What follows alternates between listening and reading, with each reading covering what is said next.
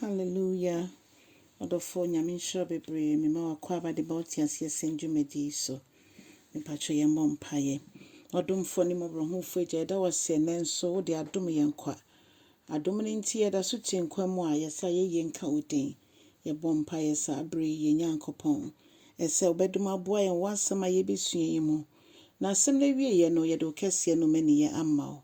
Yɛda wase bebree. Ɛwɔ Jesus Christ wo din mu ne yɛabɔ mpaeɛ. Hallelujah. Amen.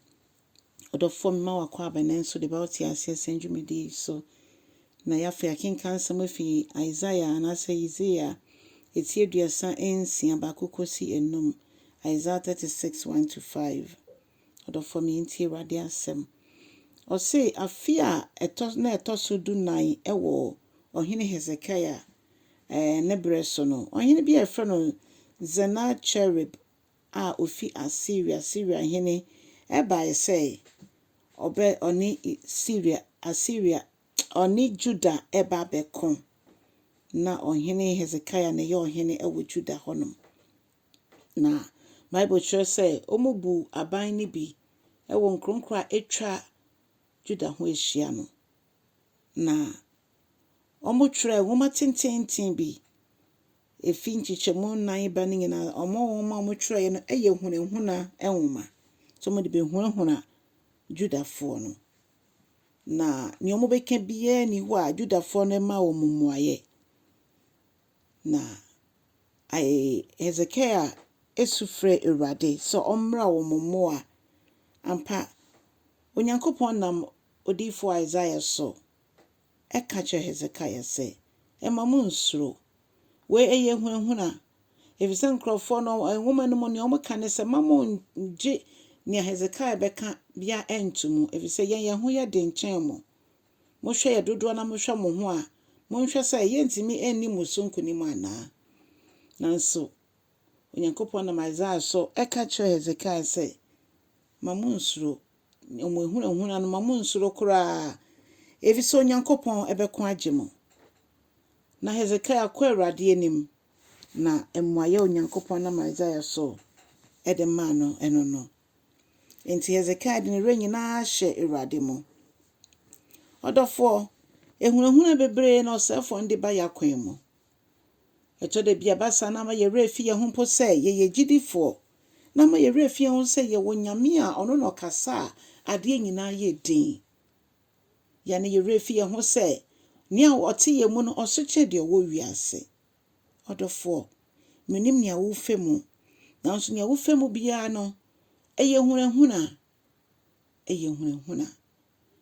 Na Onyankopɔn bɛyɛ n'adom ma yɛtumi adi so nkonim. Ai, ɛtɔ da bi Onyankopɔn ma ɔsɛfoɔ no kwan ɛma na bɛsɔ yɛn hwɛ. Efisɛ yɛnim sɛ ɔsom a yɛasom mu yi si yɛtumi gyina na yɛdi nkonim wɔ nsɔhwɛ so a ɛna yɛbɛpem akɔ yɛnim. Ɛtɔ da bi a na etwa sɛ ɛma kwan ne ɛma kwan so ɛno Nyame ma kwan na Nyame ma kwan so ɛno nkyerɛ sɛ ɔpɛ sɛ yɛdi nkuguo ɔpɛ sɛ yɛgyina ɛde kyerɛ sɛ wama yɛtumi ɛwɔ sɛfoɔ no so. Hallelujah. Ɛno nti ɔdɔfoɔ ɛngye mu koraa ɛmpa aba koraa nea yɛfɛ mu nyinaa etwa sɛ yɛfɛ mu sɛ deɛ bɛ Onyankopɔn ne onyam bɛda edie ne yɛtumi atwe akra me Awurade.